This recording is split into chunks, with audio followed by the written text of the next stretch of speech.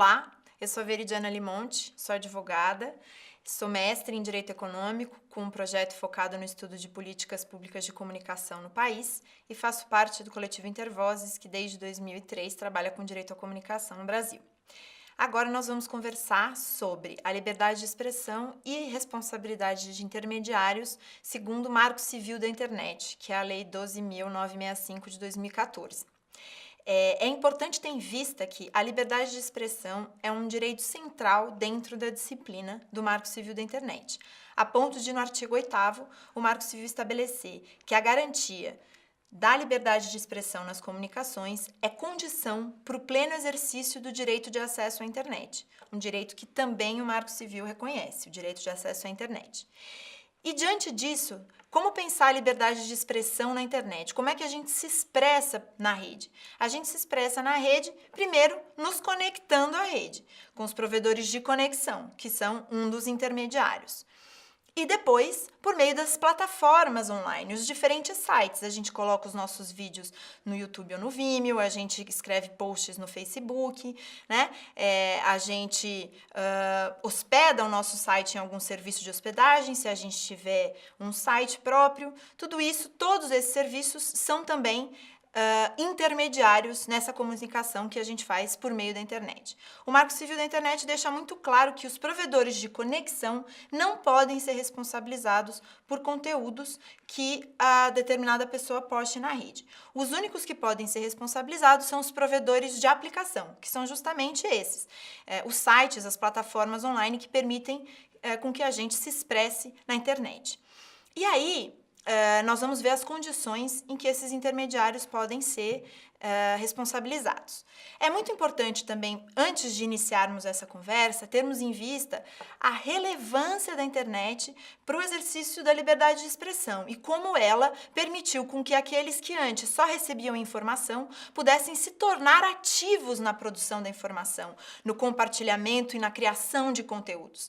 Essa é uma faceta extraordinária da internet que precisa ser preservada e que o Marco Civil da Internet garante com princípios, objetivos e fundamentos da sua disciplina: a pluralidade e a diversidade na rede, o acesso à informação, o acesso ao conteúdo, a natureza participativa da rede. Todas essas são elementos basilares da disciplina do uso da internet no país que precisa ser preservado. E o cidadão, o usuário da internet, ele precisa ser protegido nesse ambiente, tanto quanto criador, né, e uma pessoa que acessa a informação, quanto também, claro, precisa ser protegido quando for ofendido nos seus direitos. Mas é importante ter a noção de que também, quando o usuário, o cidadão, é indevidamente, arbitrariamente tolhido no seu direito de se expressar e no seu direito de acessar informações plurais e diversas na rede, também nesses momentos ele também é ofendido no seu direito. Então, a tutela do direito do usuário e do cidadão nessa questão tem que ter em vista a garantia da liberdade de expressão. Nesse sentido, o artigo 19 do Marco Civil da Internet estabelece que esse intermediário, né, o Facebook, o YouTube e etc., ele só pode ser responsabilizado civilmente por danos decorrentes de conteúdos gerados por terceiros, por mim, por você, pelo vizinho, se, depois de ordem judicial específica, ele não tomar as providências para, no âmbito e nos limites técnicos do seu serviço e dentro do prazo assinalado pelo juiz, tornar indisponível o conteúdo apontado como infringente, ressalvadas as disposições legais em contrário. Isso não significa, a princípio, que o provedor não possa remover por conta própria. Aqui está dizendo quando ele pode ser responsabilizado civilmente por não ter removido. A ordem judicial, ela deve conter, sob pena de nulidade, a identificação específica do conteúdo infringente, para que se possa localizar inequivocamente esse material. Normalmente, isso é identificado com a URL do conteúdo infringente, né? Exatamente com a indicação da URL para que possa se identificar inequivocamente o material a ser disponibilizado. O artigo 19 também estabelece que os juizados especiais que poderão ser apresentadas aos juizados especiais causas de indisponibilização de conteúdo e ou de ressarcimento por danos nos casos de ofensa à honra, à reputação ou a direitos de personalidade, para que tenha um trâmite mais célere. E, além disso, o juiz pode antecipar a tutela, pode ter tutela provisória, podendo antecipar total ou parcialmente os efeitos da tutela quando existir prova inequívoca do fato, quando essa tutela for compatível com o interesse da coletividade na disponibilização do conteúdo na internet, ou seja, retirar o conteúdo não vai ferir o interesse da coletividade em ter acesso àquele conteúdo, e se estiverem presentes os requisitos de verossimilhança da alegação do autor e fundado receio de dano irreparável ou de difícil reparação.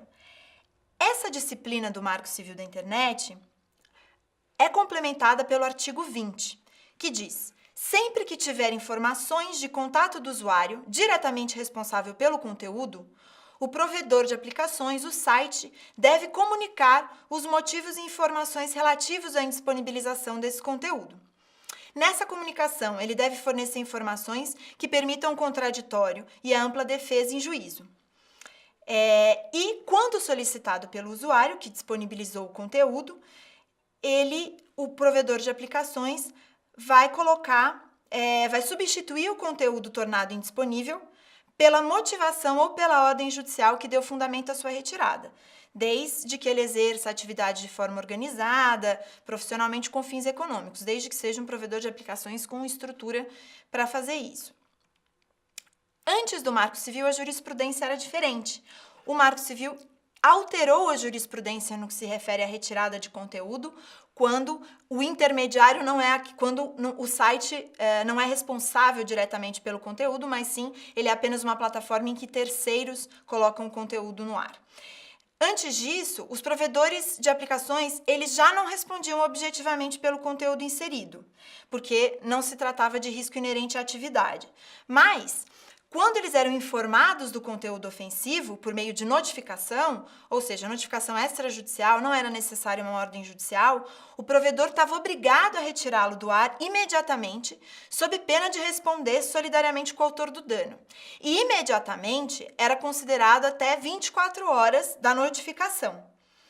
Para cumprir esse prazo, não era necessário que o site, a plataforma online, analisassem o conteúdo que tinha sido notificado. Ele poderia retirar, mesmo sem ter um juízo sobre esse conteúdo, e depois, se ele considerasse que não era infringente, ele deveria recolocar no ar. E essas decisões, elas eram em geral direcionadas a redes sociais e provedores de hospedagem.